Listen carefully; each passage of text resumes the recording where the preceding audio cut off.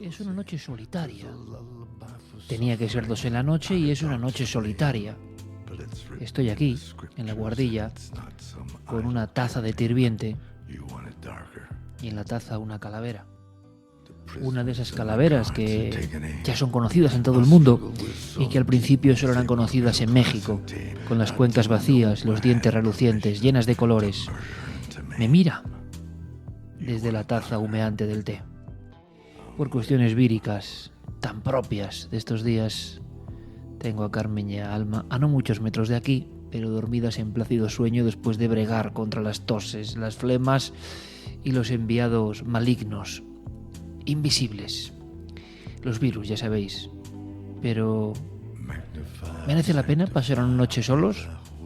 Algunos diréis, no, esta noche de jueves no. A pesar de que no estés en la noche, quizá merezca la pena. Cuando uno está un poco enfermo, cuando uno pasa por algún trance, es cuando se pregunta si no es una tropelía increíble, un egoísmo tremendo, no darse cuenta de lo bien que se está cuando uno cree que es normal. ¿Lo normal es estar bien? No.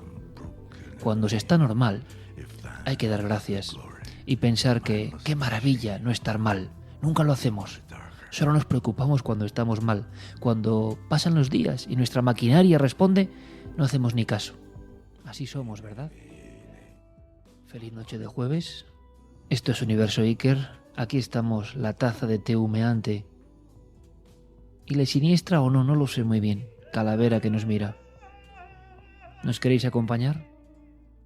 Yo le he contado hace poco a un amigo, hablando de calaveras, un amigo que está pasando por un duro trance, que es mi buen amigo Gerardo, miembro del equipo de Cuarto Milenio, redactor jefe. Y bueno, lo que hablamos, ¿no? La vida es que también es esto. Son batallas terribles en ocasiones y siempre inesperadas, siempre inesperadas. Por eso digo lo de dar gracias, ¿no? Que no lo hacemos casi ninguno. Yo me he acostumbrado a hacerlo cada noche y siempre lo recomiendo. ¿Para qué sirve? No lo sé muy bien. Quizá solamente y no sea poco para ser consciente de que lo normal es milagroso. Y a mi amigo Gerardo le decía, y me he acordado ahora mirando a la calavera de la taza de té humeante, que me mire y no aparta la mirada. Me voy a poner aquí. Encima de un libro de Stephen King y encima de un libro de Fernando Sánchez Dragó. A mi vera, en la oscuridad y en la noche de la guardilla.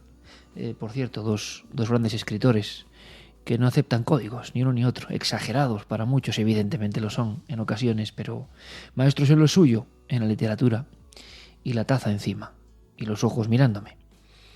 Yo le decía a Gerardo que muchas veces la resurrección es posible en el propio ser humano, en cualquiera de los que me escucháis.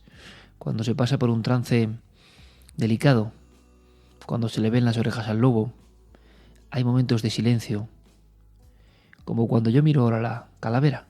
Muy pocas veces nos miramos al espejo, si no es habitualmente para acicalarnos, ¿no?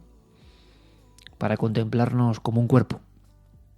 Estamos en el momento de la historia en que el cuerpo es el yo. Nunca en la historia el cuerpo ha sido el yo. El alma siempre ha sido el yo. Lo hemos sustituido, como dicen los expertos, algunos muy importantes, del ego body. Hemos sustituido ese interior misterioso, que era lo que daba valor a cada persona, lo diferenciaba de las demás, le daba su carácter, por pensar que nosotros somos el cuerpo. Ahora los griegos decían, el cuerpo solo es una tumba. Decían también los griegos que el sentido de la vida es perseguir tu destino. Hemos prostituido la palabra destino, la hemos abaratado. Sería algo así, etimológicamente casi, destino parecido a carácter. Un troquel psíquico que llevamos desde el principio del tiempo, que nace con nosotros, que guiará nuestra vida, nuestro carácter. Ser consciente de ello es muy importante. Cuando te miras al espejo, aunque sea el espejo de la taza y la calavera, cuando te miras al espejo no solo para peinarte, no pasa muchas veces, ¿verdad? Y te miras muy fijamente y te preguntas, ¿quién soy? ¿Estoy siendo fiel a mi destino? Le decía a mi amigo Gerardo, en un momento duro para él, porque había estado en la cama de un hospital y unas horas de incertidumbre y de soledad, pero que podía salir reforzado de eso. Me contó un día un masón que pasaba en la noche oscura del alma, en una especie de cuartucho, la oscuridad, pensando en el salto que iban a dar antes de ser aceptados y haciendo un poco revisión de la vida. El único objeto que les daban, me contó este maestro viejo antiguo, es una calavera, como la que ahora me mira, solo en la oscuridad y con una calavera como tu espejo.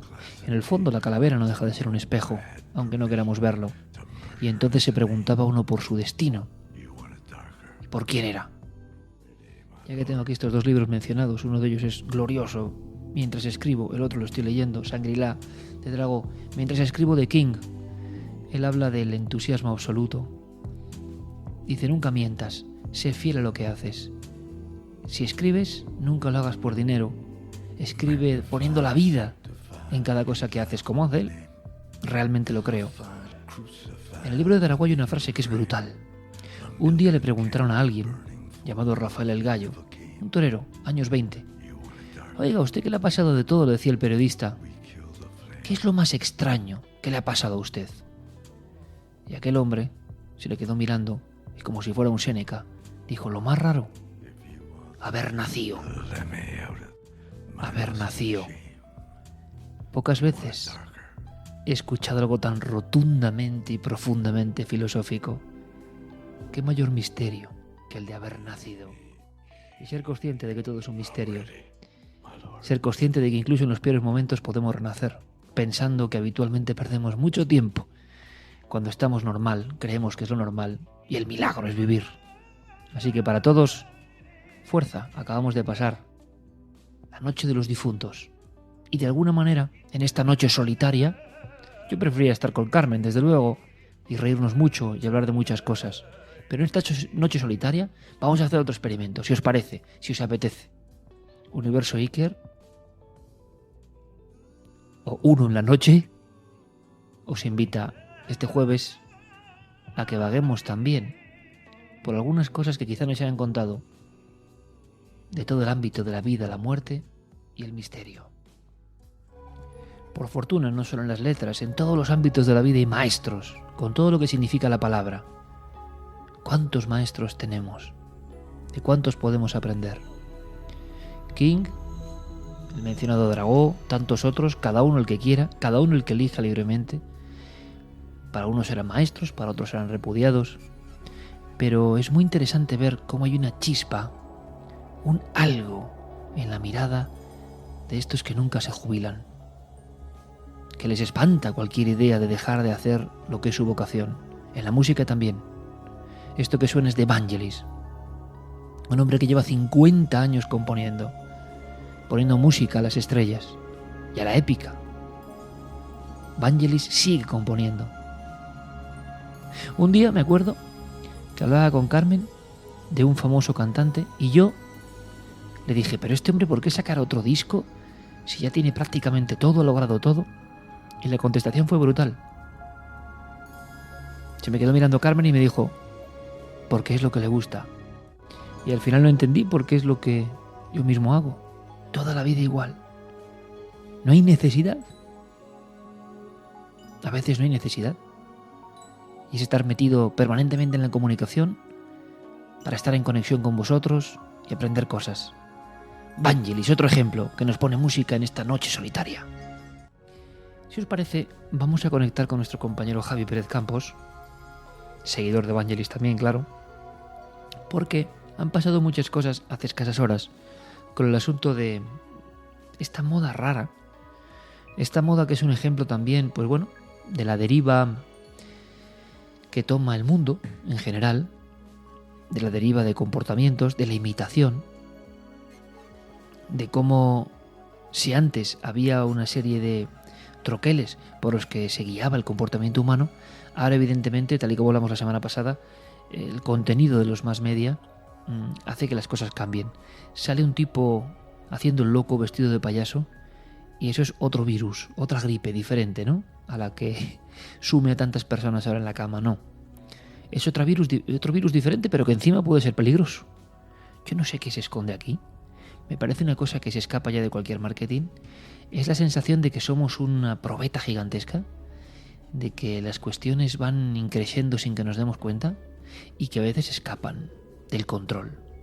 Dentro de unos años, cuando hay otros programas de misterio, estoy seguro que, como hemos hecho nosotros, analizarán sociológicamente el impacto de ese Halloween, donde de pronto, porque esto venía ya macerándose, ¿os acordáis, no? Venía comentándose tiempo atrás, esto de los payasos. ¿Y qué ha pasado? Javi Pérez Campos, muy atento, ha seguido los datos más significativos. ¿Qué pasó al final en la noche de los difuntos? ¿Esto de los payasos se quedó en broma, en agua de borrajas, que sería lo mejor, o pasó a mayores? Bueno, yo creo que es muy interesante escuchar la crónica y saber quizá qué había detrás. Porque es muy extraño. ¿Por qué se ponen de moda algunas cosas y sobre todo cosas que son nocivas y que van más allá del susto amable? Escuchamos a Javi.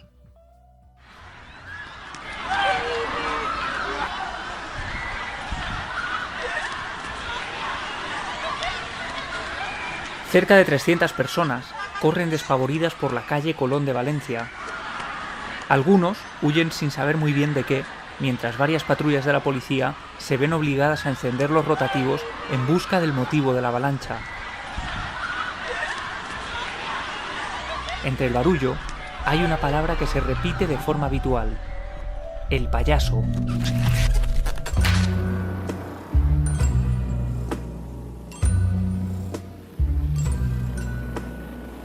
La escena no es nueva. El pasado mes de agosto, un hombre vestido de payaso empezó a merodear por los bosques de Greenville, en Estados Unidos, llamando a los niños para que se adentraran con él en el bosque.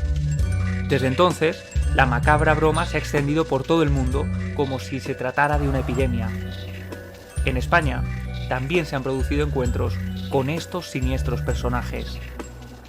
No les obligué a hacer ninguna tarea. Les conseguí una guapa niñera.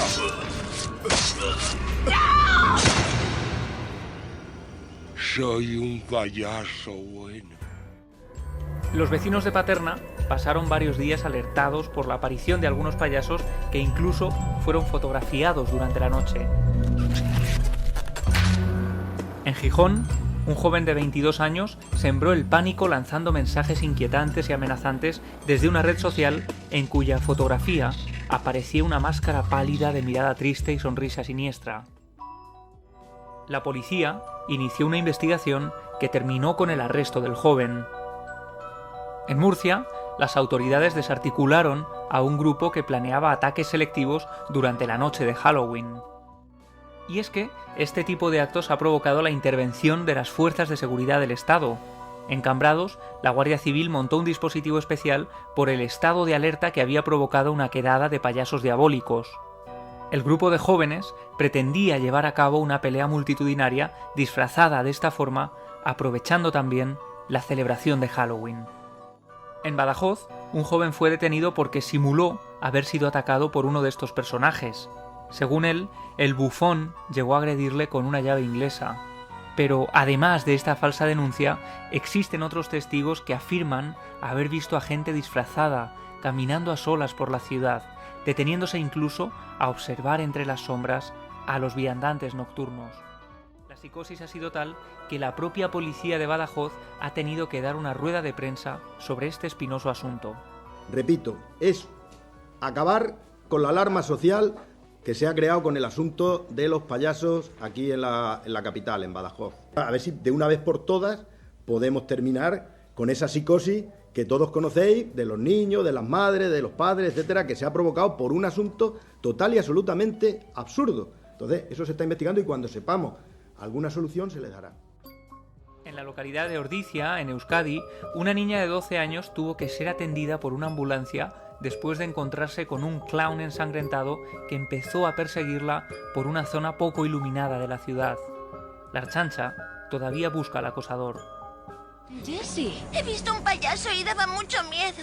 ¿recuerdas lo que hablamos? Que a veces nos engaña nuestra propia imaginación. Era de verdad. En Halloween hay payasos por todas partes. Venga, ve a por más caramelos con esos niños. Te juro que no entiendo a esta niña. A mí me encantan los payasos. Y es que el pánico es como un virus que se extiende como la pólvora.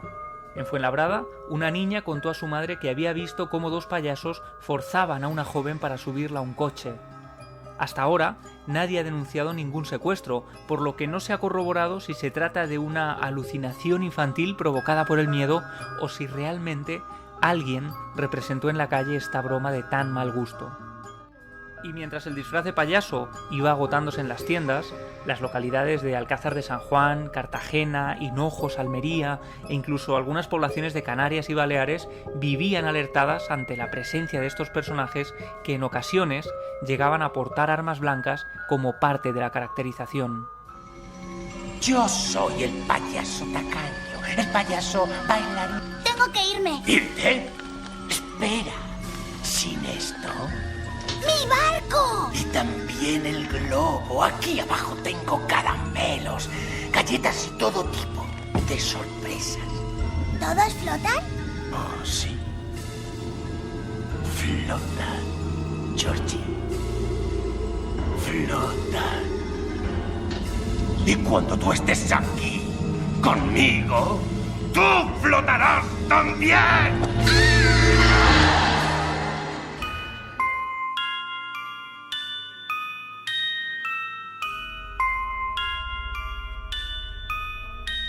Acabamos de pasar la noche de difuntos y la siniestra moda empieza a diluirse lentamente. Los payasos, con su máscara pálida, su nariz roja y sus pelucas de vivos colores, vuelven a ocupar su espacio en el fondo de un armario. Pero los graciosos acosadores, que disfrutan aterrorizando incluso a los niños, vuelven a ponerse otro disfraz, el de persona normal, para mezclarse de nuevo con nosotros el resto del año. ¿Acaso nos resulta esto mucho más inquietante? Pues sí, amigo Javier, resulta mucho más inquietante hacer estas cosas tan extrañas y luego volver a la vida cotidiana. Como dice el doctor Gaona, muchas veces hasta la psicopatía, no quiere decir que todo el mundo que haya hecho esto con tono de broma lo sea, ¿no? Pero ha habido otros que se han pasado 4 rayas y 5. La psicopatía, precisamente, guarda su secreto en que alguien puede parecer encantador y normal y luego tener ese comportamiento desviado, ese comportamiento gélido, y se le cruza por la mente que hay que aterrorizar y aterroriza. Unid esto, amigos, a la muestra que acabamos de vivir, que no es tontería, de que el mundo está globalizado a todos los niveles. ¿Esto no nos está enseñando algo? ¿Esto no nos indica que la moda más estrambótica, los acontecimientos más delirantes? Hace poco hablábamos con el doctor Tomás Camacho de balconing, alucinaciones, drogas y balconing.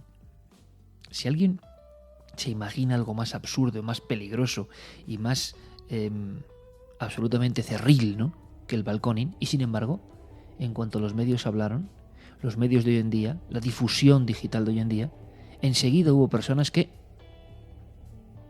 se subieron al salto. Con los payasos igual, ha sido un contagio psíquico. Estamos muy lejos de Orson Welles y la Guerra de los Mundos, o eso nos parece.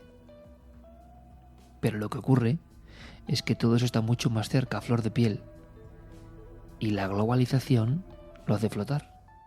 Yo me estoy acordando ahora, y hemos hablado mucho de la fobia a los payasos, no del payaso de careta blanquecina con nariz roja y pelo amarillo, naranja, que era como el gracioso. A mí el que me daba miedo, o respeto, o esa mezcla de miedo y respeto, era el otro. El parecido a un arlequín. Recuerdo muy bien en Vitoria, en un arenal de las afueras, una de las primeras imágenes. ¿Por qué se nos quedarán esas imágenes grabadas? Creo que era el circo de Tonetti, uno de los míticos de los años 70, y ni siquiera era el payaso, era el cartel recortado de la cara del payaso en la noche, iluminada por un puesto cercano que había donde se asaban carnes, y entonces ese fuego le daba lateralmente a la cara del payaso, con maquillaje muy blanco, un sombrerito azul, la ceja arqueada, una medio sonrisa y esa lágrima negra como tatuada y mirando fijamente. ¿Os han dado miedo los payasos alguna vez? Seguramente, lo dicen los expertos en fobias, todo tenga que ver con algo que nos pasó, claro, en ese barro fresco del cerebro, en la infancia. Pero ¿por qué será que coinciden las imágenes, verdad? Eso lo llamaba Jung arquetipos. ¿Por qué algunas imágenes nos dan miedo hoy y ayer, en un continente y en el otro? ¿Qué tienen exactamente? Pues deben tener algo. Algo que nos llega a atormentar. Y por eso muchos desaprensivos utilizan esos resortes, se disfrazan como hace prácticamente siglos y generan el mismo efecto. Hemos aprendido poco. Somos seres con miedos perpetuos. Por ejemplo, la locura cuando se posa en uno o en una porque cree que su casa está encantada. Hay un caso muy claro, y disculpar por el susto musical. Ya sabéis que no puedo compararme a ningún técnico de radio, evidentemente, y que estoy aquí con mis teclas mientras os hablo siempre en cualquier programa en 2 en la noche o en Universo Iker. Gracias por escucharnos en Radioset/directo o en iVoox cuando queráis a partir de mañana mismo. Yo estoy componiendo la música, o componiendo no, emitiéndola con arregletes al tiempo que os hablo. Es una cosa que me gusta, es curioso. No es sencillo y por eso os pido disculpas si sale una subida de voz o un efecto no deseado como este último, ¿no? Sí, estar en una casa sola, con un arma de fuego, una casa como un laberinto, y pensar que estás siendo acosado por fantasmas de personas muertas, no es plato de buen gusto para nadie. Esta historia no es de Halloween, esta historia es real. La mansión Winchester. Es un clásico. Es posible que muchos, escuchantes ahora mismo, ya conozcáis la historia. Pero hay novedades muy interesantes. Esto nunca deja de rodar. Como diría Carlos Murciano, este viejo mundo nuestro cansado ya de rodar por los espacios infinitos. Siempre hay nuevas claves. Las trae Diego Marañón. Son 160 estancias, 40 habitaciones, 7 pisos, 6 cocinas, 52 tragaluces, 47 chimeneas, 40 escaleras, 2 sótanos, 3 ascensores y 2000 puertas. Lo que a todas luces sería una de las residencias más grandes y lujosas del mundo, hoy es para muchos el lugar más embrujado de Estados Unidos. Un laberinto concebido desde su origen, ni más ni menos que para desconcertar a las almas en pena. Sarah Winchester, la viuda del multimillonario inventor del rifle de repetición, compró en 1884 un inmenso terreno en el Valle de Santa Clara, en San José, California, para levantar una mansión cuya construcción no debía ser terminada nunca. Así se lo comunicó a la señora Winchester una medium a la que visitó, y la viuda desde luego debió hacerle caso si tenemos en cuenta los 38 años que duraron las obras. La adivina le comunicó además que sobre ella recaía una poderosa maldición causada por los miles de muertos que el invento de su marido había provocado. Hubo varias sesiones y en esas sesiones el marido, o el presunto espíritu del marido, dicho de otra forma, le comentó que los males que les habían sucedido se debía a que la familia estaba maldita. ¿Por qué estaba maldita? Por este rifle y los miles y miles de personas que habían sucumbido bajo sus balas. Personas, espíritus, según lo que decía la medium, que andaban buscando venganza.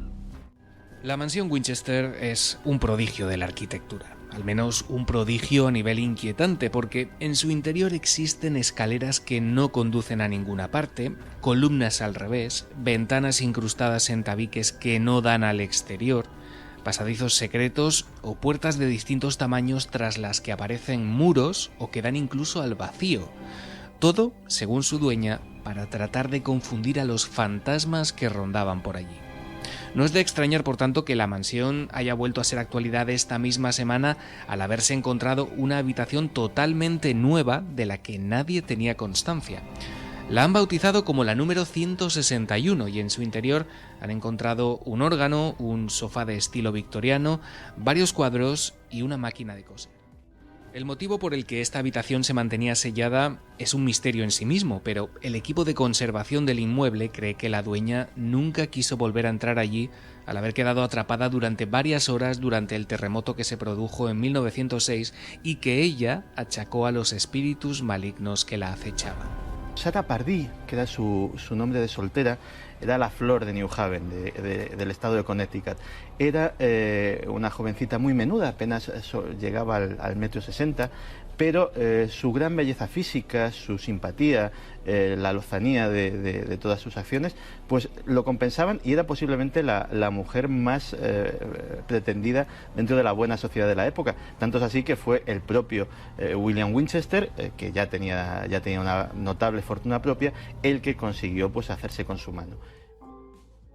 Es muy posible que la mansión, todo un icono en el imperio de las barras y estrellas por la cantidad de supuestos fenómenos paranormales que tienen lugar entre sus muros, comience a dar mucho que hablar en los próximos meses, porque en primavera comenzará a rodarse una película sobre la vida de la señora Winchester.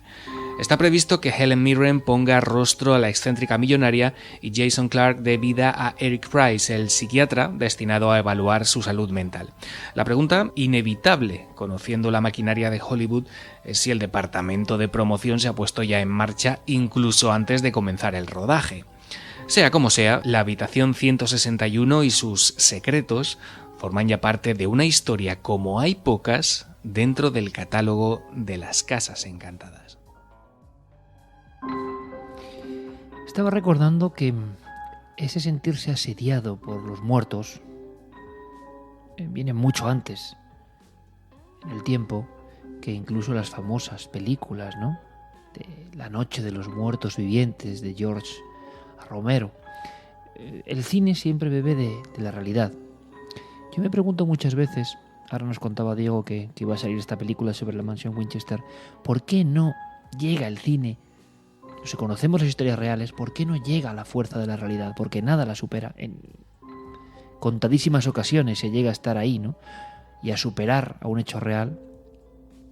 Bueno, una película, El exorcista, como hablábamos, pero pocas más, no hay muchas más. Suelen quedarse cortas, suelen ficcionar tanto que se pierde la esencia, pienso yo. Nadie ha hecho en Estados Unidos la historia de un asedio terrorífico como fue el de una familia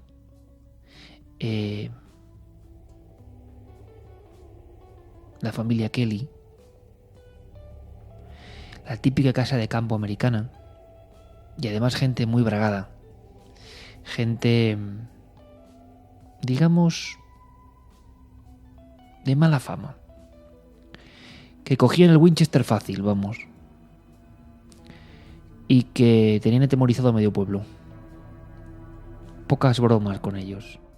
Y sin embargo, uno de los hijos observó, mirando a través de la ventana, como siendo sorprendido, a dos círculos, a dos ojos relucientes.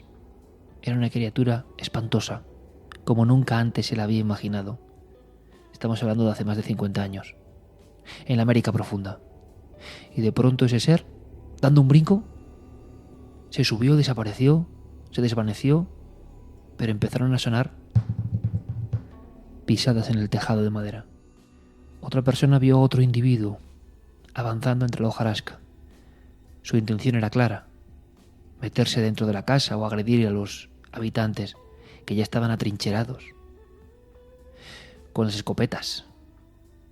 Esas criaturas de no mucha altura, aspecto monstruoso, grandes brazos que colgaban casi hasta el suelo, aspecto casi de vampiros puestos en pie, estaban rodeando, y así estuvieron gran parte de la noche, rodeando esa vivienda. Los Kelly, que siempre habían dado miedo a todo el mundo, sintieron lo que era el miedo de verdad en sus carnes.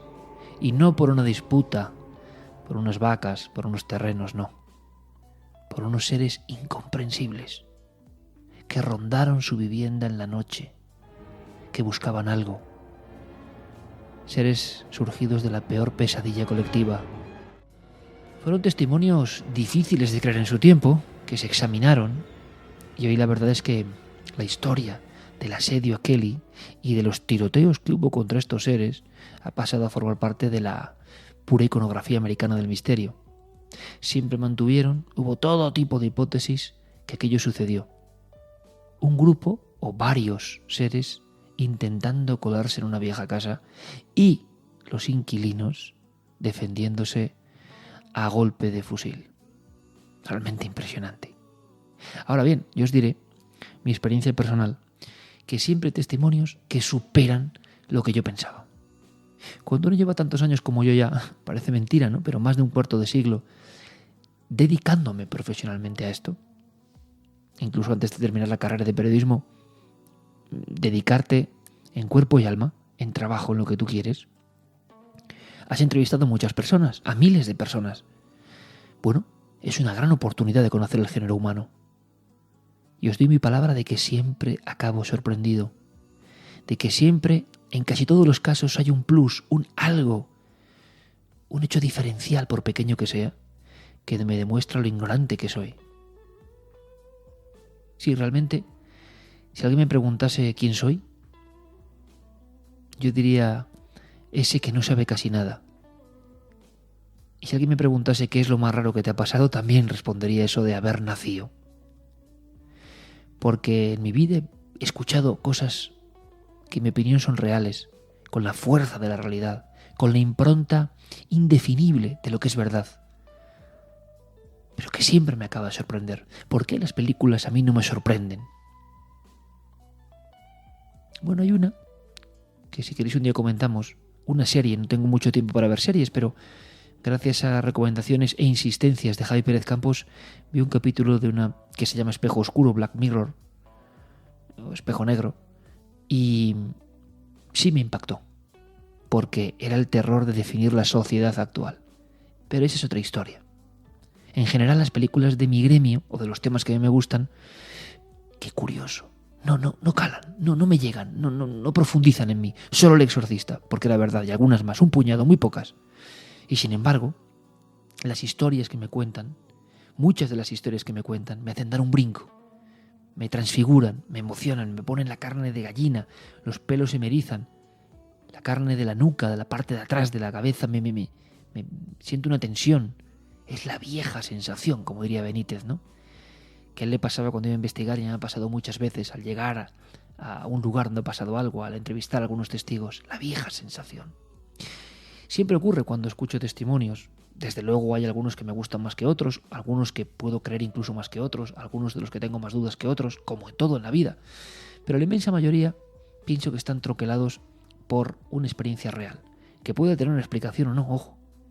Cuando ya el caso es inexplicable y alguien sabe transmitirlo, alguien sabe rememorarlo, alguien lo transmite, lo comunica con la fuerza, como suele pasar, casi vívida todavía del encuentro, eso es una fuerza increíble. Eso es cuando te preguntan, ¿cómo sabes tú los casos cuando? Es que no hay respuesta, porque es sentirlo cuando te lo cuentan. Hay casos increíbles. Y nosotros seguimos recibiéndolo en la línea de WhatsApp. Y Guillermo y Diego lo siguen tanto acumulando como puliendo para seleccionarlo, hacer esa pesca y que vosotros disfrutéis de testimonios, que es lo importante, que sea algo recíproco. Siempre hay testimonios y nosotros, aunque esto es un uno en la noche de forma excepcional, queremos que los compartáis porque son vuestras historias, que en el fondo no dejan de ser el cantar de todas las historias, el coro común de muchas historias, historias de todo tipo como las de esta semana post-Halloween. Hola, me llamo Mónica. Ahora tengo 48 años, pero cuando me pasó lo que me pasó, pues creo que tendría la edad de mi hijo ahora pequeño, unos 14 años. Mi madre me dijo que subiera al terrado a tender la ropa y como cada día, pues iba. Me acuerdo perfectamente que miré la vista para arriba y de verdad es que no sé cómo explicar. Era una luz redonda con un montón de lucecitas al lado de muchísimos colores. Cuando ya me asusté y dije, ¡ay, Dios mío! Se marchó súper rápido. Claro, ¿qué es lo que pasa? Pues 14 años, la edad de la pubertad, piensas, ¿cómo vas a bajar ahora y le vas a explicar esto a tu madre? Pero juro por mi vida que yo esto lo vi. Resulta que nosotras vivimos en un pueblo pequeñito de Alicante y estábamos mi amiga y yo en el ayuntamiento por la noche y ya nos íbamos para casa, para irnos a dormir, porque las dos vivíamos en el mismo bloque, diferentes pisos pero en el mismo bloque. Entonces íbamos andando ella y yo por la calle y de repente nos vimos que venía alguien, una persona con una capucha negra y unos pantalones vaqueros. Y cuando fuimos a cruzar un paso de cebra, esa persona de repente se cruzó con nosotras, levantó la mirada y ha sido lo más raro que me ha podido pasar a mí nunca en la vida, porque no tenía cara. De verdad, o sea, es que lo vimos mi amiga y yo, y no nos estamos inventando nada para aparecer en ningún programa ni nada de nada. Realmente verídico, o sea, es que lo juro que pasó así. Y él o la, porque no sabemos lo que era, pasó por el medio de nosotras. Y yo en ese momento me sentí como si me hubieran traspasado mi cuerpo, que nos quedamos mi amiga y yo paradas, nos giramos y yo le dije a mi amiga, ¿tú has sentido lo mismo que yo? Y mi amiga me dijo, es que de verdad no he podido ni moverme. Yo no sé si fue un ángel, si fue un demonio, no lo sé, pero era algo muy siniestro. O sea, yo sentí y mi amiga sintió como que nos traspasaban. No sabemos qué es lo que realmente pasó. Así que nada, muchísimas gracias y un saludo. Aquí tenemos, y bien seleccionados, 2 casos. Uno, el primero, ¿con qué fuerza? ¿Os habéis dado cuenta? Lo hacemos como experimento. ¿Con qué potencia? Juro que eso estaba ahí. ¿Con qué rotundidad? Sin ningún tipo de duda. Son los típicos testimonios que te llegan como os han llegado a vosotros. Y el de la otra chica insiste, seguramente observaron algo raro, pero hay otros códigos. Nos parece muy difícil de creer, evidentemente. Un encapuchado no tiene rostro, sin embargo, sí que hay un dato que es curioso. El absurdo de ser alguien con pantalones vaqueros. Tú te inventas algo y te inventas, imagino, un monje, una figura fantasmal, diabólica. Pero no ese absurdo que a veces es el marchamo de lo real, de la irrealidad real. Un tipo con pantalones vaqueros que va estrambóticamente vestido y la sensación posterior, que yo estoy convencido que, y es una opinión personal, es un elemento adquirido porque ellas han visto algo anómalo, les ha sorprendido, han creído ver y las dos luego ya añaden esa sensación de ser traspasadas. Yo no tendría duda en absoluto del primer caso, seguro. Os hablo como experimento, ¿eh? Y del segundo, pensaría yo que hubo algún tipo de anomalía visual. Algo ocurrió que las chicas creyeron ver, como nos pasa a veces con un efecto óptico, no porque no pueda ser verdad, sino por la forma de contarlo. Y se ha producido tal shock que hay una especie de expansión del lenguaje cuando se cuenta, que es muy diferente a la concreción, a la rotundidad, a la fuerza. También son diferentes las edades. Pero yo, por apostar, diría que estas chicas tuvieron un encuentro natural con algo que les confundió, que les dio mucho miedo, que puede pasar, y ocurre, con muchas imágenes cotidianas puede ocurrir el miedo, y que así lo vivieron, como no pudieron descubrir quién era ese personaje, que vaya usted a saber por qué iba así, y Diego y Guillermo lo cogen muy hábilmente porque acabamos de ver la oleada de personajes estrambóticos, ¿no? Esto no es nuevo, lo estamos viendo. ¿Qué vieron? Un tipo sin cara. O de alguna manera algún tipo de deformidad y daba la impresión de que no tenía cara. El impacto que se produce en las dos. Yo diría que el segundo caso, siendo gabinete de expertos esto casi, y yo no soy ningún experto, pero por la pura vivencia de tantas entrevistas diría que el segundo caso podría tener explicación, en mi opinión, y sí que creen las chicas en lo que han visto.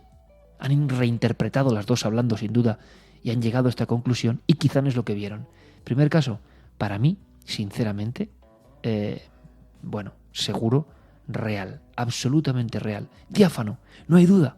En uno podemos tener dudas, podemos especular, en otro no.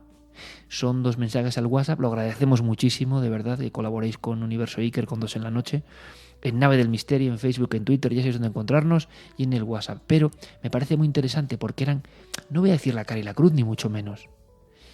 La gente no miente tanto como pensamos. ¿Que se equivoca? Seguro, yo el primero. Que hay todo tipo de ensoñaciones y de errores en la percepción que nos hacen ver y acoplar imágenes del miedo que nosotros llevamos dentro desde hace milenios, seguro. Y sin embargo, ¿cómo contrasta eso cuando hay algo rotundo? Pero con una rotundidad que no hay medida para ello, pero que se siente, ¿verdad? Creo que es un buen experimento. Os invitamos, como no, a que sigáis compartiendo con nosotros tantos y tantos casos, tantas y tantas historias que, pese a quien pese, mentales o exógenas, siguen ocurriendo casi, estoy seguro, cada día. Aquí seguimos, en la noche del jueves, en Radioset /directo o en iVoox, hablando del universo extraño, del misterio, de la mente, de la vida. Me sigue mirando la calavera en la taza de té, pero le voy a dar un sorbo. Así, como mandan los cánones, miro la calavera y ella me mira. Es el eterno diálogo de la vida, aunque no queramos verlo. Y resuenan en mí esas palabras. Me han impactado muchísimo, que aparecen en el libro de Drago. ¿Qué es lo más extraño? Buscando el detalle, ¿no? ¿Qué te ha pasado? Vaya respuesta. Del gallo en aquel momento. Haber nacido.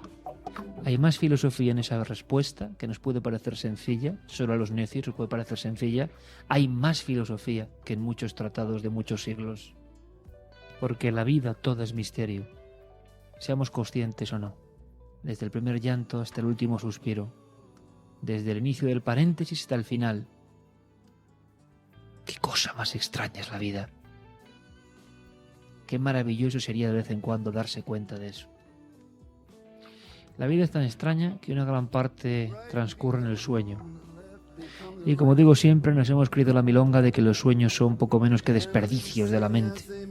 Los recortes, lo que no vale, el documento de Word estropeado que va a la papelera de reciclaje, el documento de papel que ha pasado por esas trituradoras, no sirve. ¿Y sabéis por qué nos han engañado? Porque no lo entendemos. Es una de las grandes conspiraciones y habría que hablar de la conspiración del sueño. Mi querido amigo Javier Sierra me hablaba de un libro. Qué majo es este Javier, que la gente que tiene esa chispa es que es tan difícil de explicar, o no lo sé. Pero comí con él la semana pasada. Nos conocemos hace más de 25 años. Y cuando quedas con Javier siempre es un nuevo libro, una nueva historia.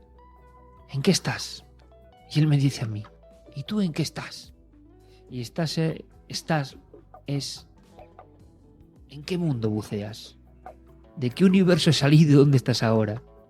¿Qué te atrae? Y él me hablaba del sueño, de un libro sobre la falta de sueño y lo que provocaba en el mundo. Me encantaría que os lo contase él mismo a través de Universo Iker, porque es espectacular. Nos han engañado, nos han hecho despreciar el descansar, el soñar y el dormir. Y lo del sueño es tremendo. Todas las culturas lo han utilizado como herramienta clave, menos nosotros, que somos más listos que nadie. Bueno, pues de sueño nos habla la querida Clara Taoces, que como sabéis, aparte de ser una auténtica crack en todo lo que hace, una persona de una voluntad férrea, una gran, yo la conozco también hace, como todos los de la quinta, ¿no? Hace un cuarto de siglo más, pero de verdad, qué alegría tener en el equipo, qué alegría tener en el equipo, integrada, siempre ha estado en el equipo, pero más integrada que nunca en los últimos años, porque es una currante.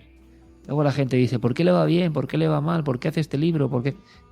Los que le van bien, habitualmente, si Dios y el cosmos y lo que queráis, el Padre Cósmico quiere, es porque tienen tan empeño, tal vocación, pues que lo demuestran. Y Clara siempre ha estado muy hilada a los sueños, siempre ha considerado que los sueños son territorio vedado para la lógica, territorio abierto y libre para el misterio. Y me decía, Iker, quiero contarte algo. Algo sobre sueños premonitorios. Nuevos casos muy sorprendentes. Y yo le digo, ¿sí? ¿Cuánto de sorprendentes, Clara? Porque hemos escuchado muchas cosas de sueños premonitorios. Y me dice ella, que es muy lista, me dice, escucha. Mientras muchos se siguen preguntando sobre la verdadera naturaleza de los sueños, si los sueños son solo una válvula de escape frente a la realidad que nos envuelve, una forma de ordenar nuestro disco duro cerebral, o acaso una manera de consolidar nuestra memoria, otros sueños, mucho más inquietantes, se manifiestan en algunas personas en determinados momentos de sus vidas, sin que aún sepamos por qué. Y posiblemente, Iker y Carmen, tardemos mucho tiempo en saberlo. A los caprichos oníricos que se producen sin que podamos saber cuándo se producirá uno de estos sueños, digamos, especiales, hay que sumarle el descrédito en el que caen aquellos osados que se atreven a decir: Eso que ha pasado yo lo vi antes en un sueño. Pues bien, nosotros no queremos darle la espalda a esa otra parcela de los sueños, que aunque menos frecuente, también forma parte del estado onírico, y si no, que se lo digan a las dos protagonistas de las dos historias que traemos esta noche. Curiosamente, han tenido lugar en Nicaragua en octubre pasado. Ambas historias tienen que ver con sucesos terribles. El primer caso se produjo en Managua, en un barrio de la capital. La policía recibía a principios de octubre una denuncia, lamentablemente otra más relacionada con abusos sexuales a menores. La madre de una niña de 8 años daba la voz de alarma ante la posibilidad de que su hija estuviera sufriendo abusos sexuales por parte de su pareja, el padrastro de la niña. Aunque las identidades de los protagonistas no han trascendido, la policía no hizo caso omiso a esta denuncia y se inició un proceso en el Juzgado Tercero especializado en violencia, lo que ha conducido a la detención del padrastro de la niña, quien se encuentra ya a disposición judicial. Este sería un caso más de abuso a un menor, de no ser por la particularidad que envuelve este suceso. Según la acusación del Ministerio Público, el descubrimiento de estos abusos se produjo cuando la abuela de la pequeña soñó en repetidas ocasiones con ello. En sus sueños veía cómo su nieta sufría abusos sexuales por parte del padrastro. Lejos de tomar estos sueños como algo intrascendente, con inquietud se lo contó a su hija. Ella tampoco quiso desentenderse de esta situación y decidió indagar. Fue entonces cuando descubrió por boca de la pequeña que su padrastro la tocaba y que le enseñaba su órgano sexual, y según la niña algunas veces lo miraba pequeño y otras grande. La niña, a su forma, estaba describiendo los abusos que había comenzado a sufrir en su habitación en diferentes momentos de 2016. En este caso, al menos, estos sueños sirvieron para alertar de una situación que podría haber acabado siendo peor. Sin embargo, en el segundo caso de esta noche, no sirvieron para evitar la tragedia. Ángela Verónica Crespo, de 23 años, es el nombre de la mujer que fue encontrada sin vida y envuelta en bolsas plásticas en un cauce del barrio San Judas. Extraoficialmente se conoció que su cuerpo presentaba 6 puñaladas, además de haber sido estrangulada. Fueron sus hermanas quienes se presentaron al Instituto de Medicina Legal para identificarla, luego de conocer la trágica noticia. Según relataron, el último día que la vieron con vida fue el domingo, mientras se vestía para ir de paseo con un amigo que trabaja en la arenera. Ese domingo 9 de octubre, Ángela Verónica Crespo salió a tomar algo. Unas horas después, su madre, Carmen, quizá ya con el desasosiego instalado en el cuerpo, apenas pudo conciliar el sueño. Sin embargo, lo poco que pudo dormir le trajo una espantosa visión. Que yo la miraba a ella bañándose con agua sucia. ¿Ese mismo día? Esa misma noche, el domingo en la noche. Sí, por eso es de que yo sentí el presentimiento pues, en la mañanita que amaneció el lunes en la mañana. Yo llorando, yo le decía a esta, yo presiento algo, yo tengo un vacío dentro de mi corazón. Yo tengo un vacío dentro de mi corazón, yo no lo aguanto, yo quiero que me digan, vamos a una parte para que lo ayuden y busquen. No me decían esto, a ella no le ha pasado nada porque tal vez viene como a las 7 de la mañana, a las 8. Su hija nunca regresó.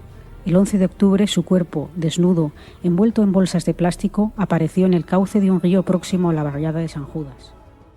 Este suceso podría calificarse de clarividencia, más que de precognición, de no ser por un macabro detalle.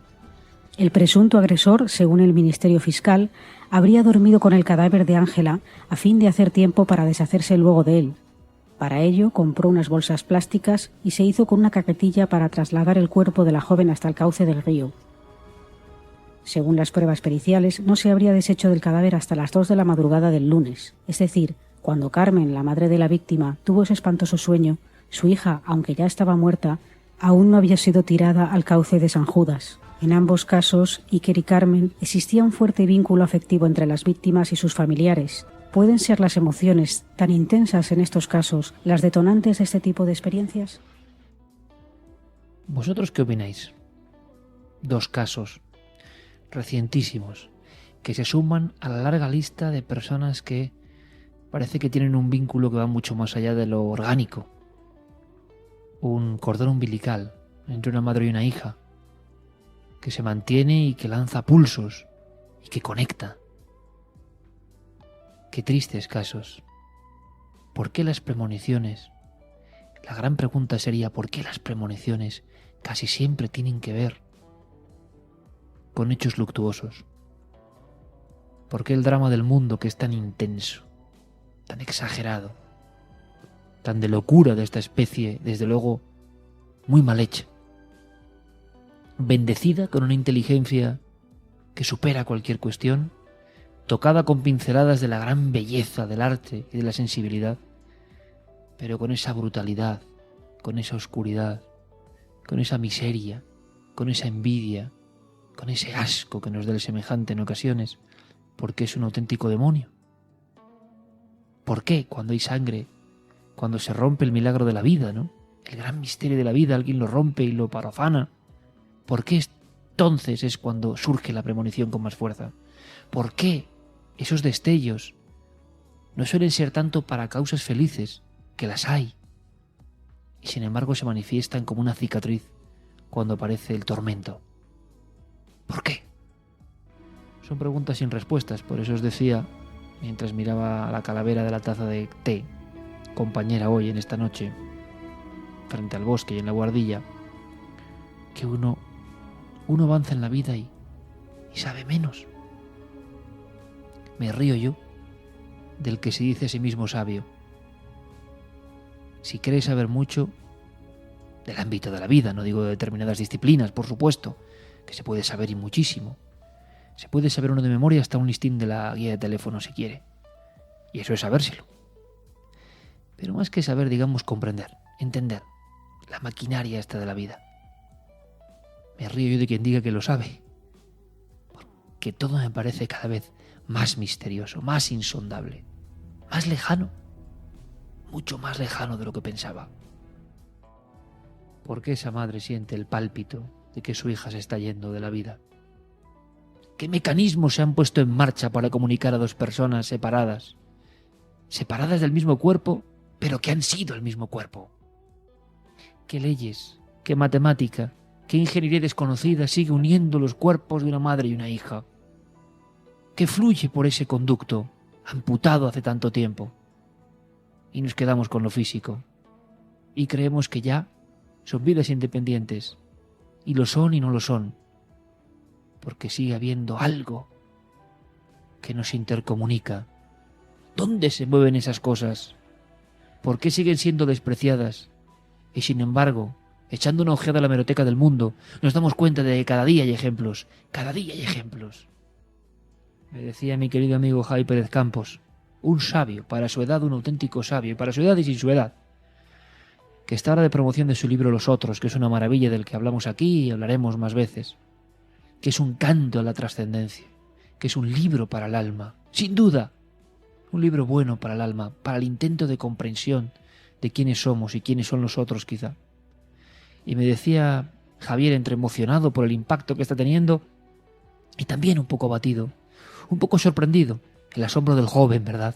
El asombro del joven que aún no ha visto las orejas al lobo, de la falta de sensibilidad en muchos entrevistadores, de la distancia, a veces de ámbitos de la propia Iglesia.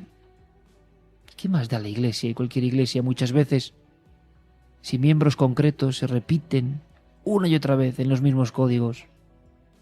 Y en muchos casos, no en todos por supuesto, pero en muchos casos, estos que deberían ser ejemplo de trascendencia son todo lo contrario. Si han olvidado ellos la magia de la trascendencia, si gente que se dedica o está en el ámbito de la religión te habla del misterio como algo negativo. ¿Y qué religión hay sin misterio? Y me decía mi amigo Javier, qué sensación de conspiración contra lo trascendente. Y yo le decía, Javi, más bien le escribía, estamos dando vueltas siempre a lo mismo. Somos conscientes a ratazos de que hay un enorme interés, hasta de los religiosos, de cualquier ámbito, en separarnos de lo trascendente real. A lo mejor lo trascendente real no sabe de iglesias, de ninguna, de ninguna, ni de la iglesia, ni de la mezquita, ni de la sinagoga. A lo mejor la verdadera trascendencia pura, la conexión con lo superior, sabe poco de intermediarios. Eso se siente. Y sentir eso puede ser peligroso para muchos intereses, ¿no creéis? A mí por lo menos se me acumulan las preguntas permanentemente. Tengo pocas certezas, no tengo casi ninguna. ¿Y vosotros? ¿Vosotros tenéis evidencias concretas? Yo me siento como el navegante en un mar insondable de cuestiones desconocidas. Yo no sé si dentro de 1000 años los humanos que sigan viviendo en el planeta Tierra se reirán de lo que eran dudas para mí. Les ha pasado a otros. Es una sensación muy rara. Es un viaje hacia el ultramundo, pero es que hasta lo más mundano, hasta aquello de lo que los demás se ríen por considerarlo obvio, a mí me parece increíble, insondable, maravilloso y extraño. Como decíamos al principio, en esta noche en la que hemos bordeado un poco el sentido, ¿no?, del viaje iniciático, de la trascendencia y del mundo de los muertos, como decía Peter Kingsley, también en uno de los más grandes libros de la historia, En los oscuros lugares del saber, aseguraba Kingsley que, para los antiguos, había una cosa fundamental: conocer lo que era la muerte y el ultramundo antes de morir. Solo de esa forma se podía entender la existencia. Ahora, por vez primera en la historia, hemos evitado la muerte, la hemos escondido, la hemos emparedado, no queremos ni escucharla, la despreciamos, como si con eso la hiciésemos desaparecer. Se ha ido a los cementerios, pero de forma ritualística y por ese mismo contagio que hace que algunos salgan con máscaras de payaso a dar sustos. Pienso yo que en muchas personas, no en todas, siempre lo digo, ya no hay un sentimiento de por qué se hace lo que se hace. Dejar flores, pero ¿qué sentido sobre la muerte tenemos si la estamos escondiendo permanentemente? Si cuando alguien la menciona, otro dice ¡calla, calla! Y sin embargo los antiguos sabían que sin muerte no había vida, ni sentido de nada, que esto era una fase más, una preparación para una aventura que continuaba en otros universos. Solo se podía valorar la vida de verdad si se sentía la experiencia de la muerte, si se intuía y atisbaba que estaba por ahí. Somos los únicos que rechazamos la muerte, y por eso vivimos mirándonos al espejo de nuestro propio selfie, permanentemente convencidos de que lo importante es el cuerpo, que yo soy mi cuerpo, yo soy este ser físico. Tampoco se entiende muy bien el concepto de alma si uno esconde la muerte y esa lejanía del hombre y la mujer sagrada, es decir, conscientes de su destino y de lo que es la muerte, nos ha hecho seres extraños, como maniquís, en mitad de una vorágine que tampoco entendemos, consumiendo hasta consumirnos, sin ser conscientes de esa raíz que nos une, quizá al infinito y a la verdadera eternidad, la trascendencia. ¡Qué lejos está! Y cuando llega Halloween, uno piensa, viendo lo que ve, si realmente esa sensación de comunión, esa fusión entre la vida y la muerte, que es el misterio de la existencia, uno piensa, repito, con lo que ve, si no está todo eso más lejos que nunca. Si esto que hemos contado esta misma noche de representación de la mente colectiva no es lo lejos que estamos de aquella mujer, de aquel hombre antiguo, que sabía que tenía que exprimir la vida, ser feliz, imagino, dentro de sus posibilidades. Y había una coherencia y ley universal, que es que se iba a morir, lo tenía muy presente. Y quizás solo sabiendo que iba a morir podía amar de verdad a sus hijos, a los suyos, a sus tierras, a su gente, a sus animales, a la vida. Cuando el ser humano pierde conciencia de la muerte y es lo que nos intentan meter en la cabeza, también pierde en parte conciencia de para qué sirve vivir. ¿O no? Y por supuesto, esta música, recomendada también por el gran Pérez Campos, la pongo porque es de esas, ha sonado al principio, por la que me vais a preguntar, evidentemente. Porque tiene algo indefinible y tiene que ver con la vida y con la muerte. El libro de Stephen King, mientras escribo El Shangri-La de Dragó, Leonard Cohen sonando, Leonard Cohen. Y la taza con una calavera. No estaba preparado. 1 en la noche, porque hemos hablado de la soledad, del ser humano ante la vida y la muerte y su misterio, con la resaca aún de esa fiesta extraña que no acabamos de entender, o cómo se ha transformado y cómo ha globalizado todo, pero intuyendo que puede ser un buen momento para decir, podríamos un día pensar en quiénes somos, en cuál es nuestro destino, en si estamos cumpliendo las pautas, porque alguien en algún lugar quizá nos troqueló, nos dio una misión. Esa misión tiene mucho que ver con la vocación, la de cada uno.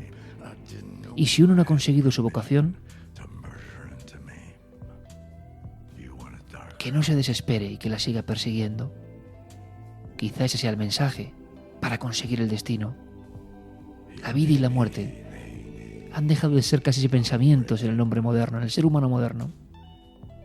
Bueno, estar solo, como muchos de vosotros están escuchando, seguro, significa también mirar hacia el interior.